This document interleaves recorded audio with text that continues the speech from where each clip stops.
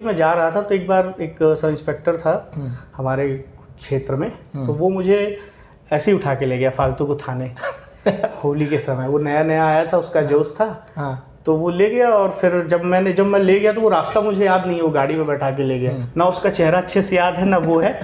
वो 10 से 15-20 मिनट आधे घंटे जो थे वो मेरे को लाइफ में, मैंने बोला नहीं अब पुलिस में ही जाना है और कुछ नहीं करना है। आपका 5 बार प्री नहीं निकला, तो आप इतना पेशेंस आपके पास कहाँ से आया है? किन चीज़ों को देखकर आप मोटिवेट होते रहे कि 5 बार नहीं निकला तो 6ठी बार भी निकल जाएगा? हाँ, जैसे मेरा मानना ये है कि अगर संकल्प आपका सुदृढ़ है, संकल्प मजबूत है, तो आपको विकल्प की आवश्यकता नहीं पड़ेगी। अब 2016 का पीएससी प्री मेरे से नहीं निकला तो मैं मतलब लिटरली मैं आपको बताऊं आपके प्लेटफॉर्म के माध्यम से कि मैं मतलब उस रात बिल्कुल बहुत रोया, क्योंकि मैं सबसे ज़्यादा प्रिपरेशन 2016 के प्री में किया था। 15 और 16 के प्री में वो दोनों मेरे नहीं निकले। डीएसपी ही क्यों चुना? आपको तो डीसी भी मिल सकती थी, क्यों मोटिवेट हुए वर्दी के लिए? बिल्कुल बिल्कुल, ये प्रश्न मुझसे सबसे ज़्यादा पूछे जाने वाला प्रश्न है कि आपने डीएसपी क्यों चुना।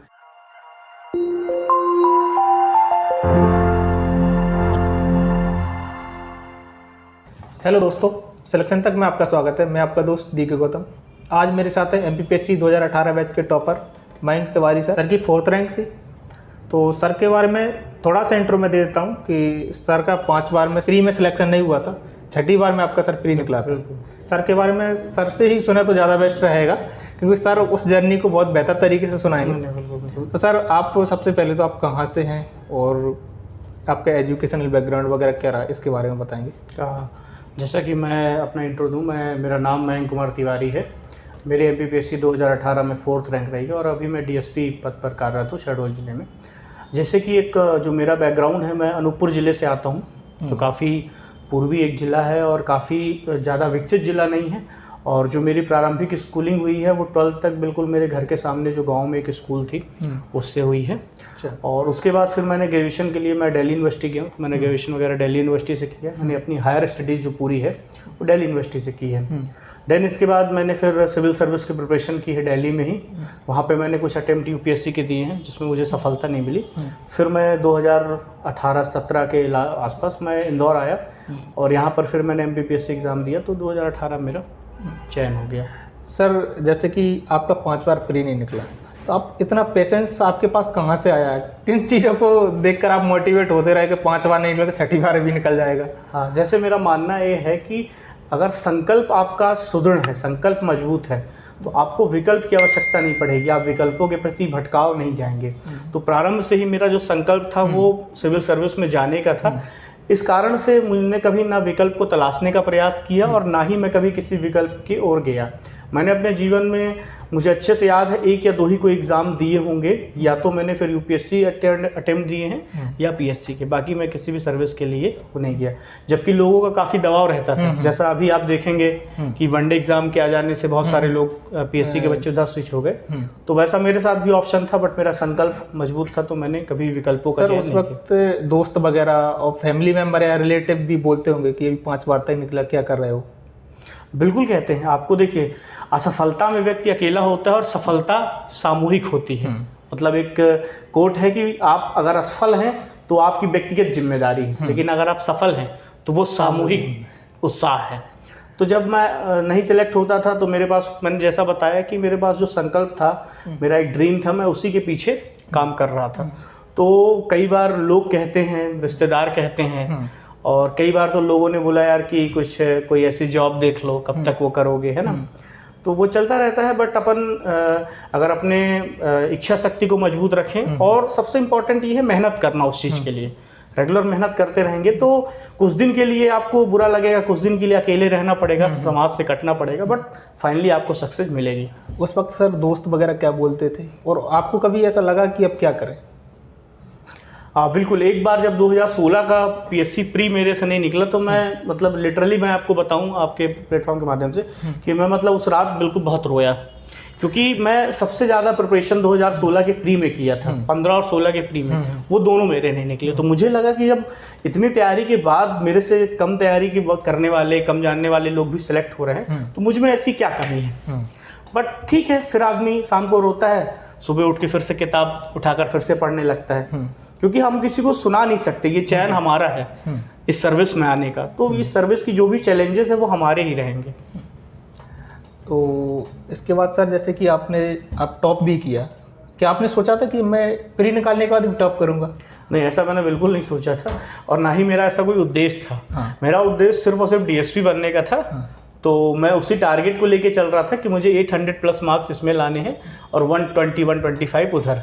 तो जिस दिन मेंस का पहले मार्क्स आते हैं फिर लिस्ट आती है, तो जिस दिन मार्क्स आया उसमें मेरे 839 और 135 से, तो मैंने एक ही चीज़ बोली अपने दोस्त से कि भाई मैं डीएसपी बन जाऊंगा बस, और कुछ नहीं चाहिए। ये तो बाद में रैंक हुई कि मेरी 4th आ गई, ये कुछ गॉड का भी है और ऊपर वाले के माता पिता का आशीर्वाद। डीएसपी ही क्यों चुना? आपको तो डीसी भी मिल सकती थी, क्यों मोटिवेट हुए वर्दी के लिए आप? बिल्कुल बिल्कुल, ये प्रश्न मुझसे सबसे ज़्यादा पूछे जाने वाला प्रश्न है कि आपने डीएसपी क्यों चुना। देखिए क्या होता है कि मेरा एक मानना है कि अगर आपका जो इंटरेस्ट है जो वो अगर आपका प्रोफेशन बन जाए तो उससे अच्छी कोई चीज़ नहीं होती। आप जिस दुनिया में बहुत कम वो भाग्यशाली लोग होंगे जो वो करना चाहते हैं, जो उनका हॉबी है, जो इनका इंटरेस्ट एरिया है, उसी में वो प्रोफेशनली आगे बढ़े। तो मुझे इंटरेस्ट था पुलिस में जाने का और सौभाग्य से मुझे मौका मिल गया। तो मैंने पहली प्रायोरिटी भी जब भरी थी तो मुझे बहुत सारे यहाँ पे टीचर्स हैं, बहुत सारे मेंटर हैं, फैमिली वाले, उन्होंने मना किया था, लेकिन मैंने जैसा बताया कि जो मेरा संकल्प था वो शुरू से था। कहीं से क्या कोई ऐसी घटना हुई कि पुलिस को लेकर आप प्रभावित हुए, या क्या ऐसा रहा आपके जीवन में कि पुलिस ही चुना? बिल्कुल ऐसा घटना है, कम लोग जानते हैं कि मैं जा रहा था तो एक बार एक सब इंस्पेक्टर था हमारे क्षेत्र में, तो वो मुझे ऐसे ही उठा के ले गया फालतू को थाने होली के समय। वो नया नया आया था, उसका जोश था, तो वो ले गया और फिर जब मैं ले गया तो वो रास्ता मुझे याद नहीं है, वो गाड़ी में बैठा के ले गया। फिर क्या हुआ कि मैंने जब वहाँ जाके खड़ा हुआ तो एक थाने के सामने एक स्लोगन लिखा रहता है, देशभक्ति जन सेवा। तो मुझे सिर्फ उतना ही याद है, ना उसका चेहरा अच्छे से याद है ना वो है। वो 10 से 15-20 मिनट आधे घंटे जो थे वो मेरे को लाइफ में, मैंने बोला नहीं अब पुलिस में ही जाना है और कुछ नहीं करना है। परिवार के बैकग्राउंड के बारे में बताएंगे क्या? मेरे पापा टीचर हैं और मेरी मम्मी हाउसवाइफ है। तो एक बहुत ही सामान्य परिवार से आता हूँ, तो ऐसा कोई बहुत स्ट्रॉन्ग फैमिली बैकग्राउंड फाइनेंशियली नहीं है। बाकी अगर मोरली कहा जाए तो मैं काफ़ी रिच हूँ। लोग रिच की परिभाषा सिर्फ अगर फाइनेंशियली लेते हैं तो गलत है। इस फील्ड में आपकी लाइफ में ऐसा लगा कि पुलिस डिपार्टमेंट में इतनी चुनौतियां रहती हैं? बिल्कुल, जब मैं नया नया गया तो मेरा कोई भी पुलिसिंग बैकग्राउंड नहीं था और पुलिस की ट्रेनिंग बहुत टफ होती है और वो मुझे लगता था उस समय कि ऐसा क्यों होता है, बट जब फील्ड में आते हैं तो ट्रेनिंग का एक एक सिखलाई आपको काम आती है। तो पुलिस की ट्रेनिंग बहुत टफ होती है, फिजिकल भी होता है, आपको एग्ज़ाम भी होते हैं और एक लंबी ट्रेनिंग होती है जिसमें आपके 1.5 साल की एकेडमिक ट्रेनिंग होती है, 7-8 महीने की आपकी फील्ड ट्रेनिंग होती है। तो ट्रेनिंग में कई बार शुरू में लगा, क्योंकि मैं कभी स्पोर्ट्स वगैरह में नहीं था तो थोड़ा सा टफ पड़ा मुझे फिजिकल एक्टिविटी करना, बट देन एंड फाइनल में मतलब उस चीज़ को बहुत अच्छे से मैंने टैकल किया और सब अच्छे से हो गया। ट्रेनिंग में सर क्या क्या सिखाया जाता है? ट्रेनिंग में आपको एक पुलिस ऑफिसर्स की जो ट्रेनिंग होती है, चाहे एक पुलिस नॉर्मल की ट्रेनिंग हो, उसका हर एक चीज़ सेम होती है। हमको परेड भी सिखाई जाती है, पीटी, रनिंग, ये सारी चीज़ होती है फिजिकल फिटनेस के लिए। देन इसके बाद आर्म्स वेपन की भी ट्रेनिंग होती है। ये सारा आउटडोर ट्रेनिंग हो जाता है। हमको जंगल कैंप कैसे करना है, नक्सल एरियाज़ में, वो सारी चीज़ें सिखाई जाती हैं। और दूसरी चीज़ जो हम कहें कि एकेडमिक में, तो एकेडमिक में आईपीसी, सीआरपीसी, लॉ से संबंधित जितनी इंपॉर्टेंट चीज़ें हैं, और जो मध्य प्रदेश पुलिस एकेडमी है वो बहुत ही, मुझे लगता है इंडिया में one of the best academy है फॉर स्टेट पुलिस सर्विस के लिए, क्योंकि वहाँ पर हमको डेमोन्स्ट्रेशन करके बताया जाता था कि किसी भी क्राइम सीन को कैसे टैकल करना है। तो वो एक बहुत अच्छी एक्टिविटी थी जो हमने सीखी, और जब हम फील्ड में आए तो उसको हमने देखा कि ये बहुत ही हेल्पफुल है कि हमको उस टाइम की चीज़ें एज इट इज़ याद आ रही हैं।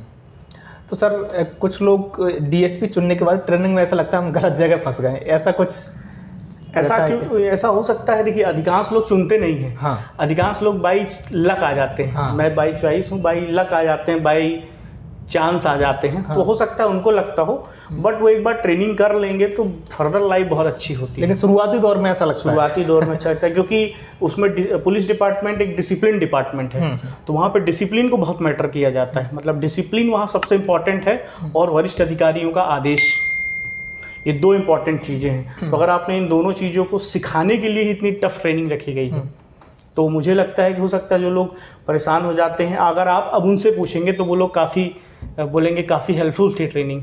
तो स्टार्टिंग में ज़रूर किसी को लग सकता है। सर इसमें फैसिलिटी वगैरह क्या क्या मिलती है डीएसपी के लिए? देखिए एक सरकारी अधिकारी को जो भी सुविधाएं मिलती हैं वो सभी पुलिस में डीएसपी को मिलती हैं। डीएसपी प्रथम राजपत्रित अधिकारियों की प्रथम पंक्ति का अधिकारी होता है। डीएसपी से ही गस्टेड ऑफिसर की रैंक स्टार्ट होती है। तो आपको शासकीय भवन मिलता है, शासकीय गाड़ी मिलती है शासकीय कार्यों के लिए, और आपको एक ड्राइवर मिलता है, ठीक है। और अब तो आपको एक ऑफिस काम के लिए एक स्टेनो मिलेगा, आपको आपका रीडर मिलेगा, आपके एक स्टाफ रहेगा। तो वो सारी चीज़ें जो आपको मिलती हैं, वो जो एक बच्चे का ड्रीम होता है, वो सारी चीज़ें मिलती हैं। पर सर कुछ लोग देखेंगे ना, फिर भी कमेंट करें कि सैलरी कितनी मिलती है। एक्चुअली में सैलरी कोई फिक्स नहीं है, सैलरी बढ़ती रहती है समय के साथ। इनिशियली आप देखेंगे कि सर्च करेंगे तो जो भी सेकंड ग्रेड द्वितीय श्रेणी के अधिकारियों को मिलती है, वही सैलरी डीएसपीएस को मिलती है। एमपीपीएससी में बहुत सारी रैंक है जो सेम, जितनी भी द्वितीय श्रेणी की पद हैं उसमें सभी में सेम रैंक मिलती है, पे स्केल सेम पे स्केल। प्रमोशन वगैरह की बात कीजिए, कितने टाइम में इसमें प्रमोशन वगैरह? प्रमोशन समय तो मुझे भी अभी बहुत एग्जैक्टली नहीं है, बट 7 से 8-10 सालों के आसपास पहला प्रमोशन एडिशनल एसपी के लिए होता है, फिर उसके बाद एसपी के लिए प्रमोशन होता है। टाइम को लेके क्या अभी बहुत ज़्यादा मैं कंफर्म नहीं हूँ। क्या आपसे इंटरव्यू में ये सवाल पूछा गया था कि आपका 5 बार प्री नहीं निकला? इससे संबंधित कोई प्रश्न बना था क्या? हाँ, इससे संबंधित कोई प्रश्न नहीं बना था, बल्कि ये प्रश्न बना था कि आप पुलिस सेवा में ही जाना क्यों चाहते हैं।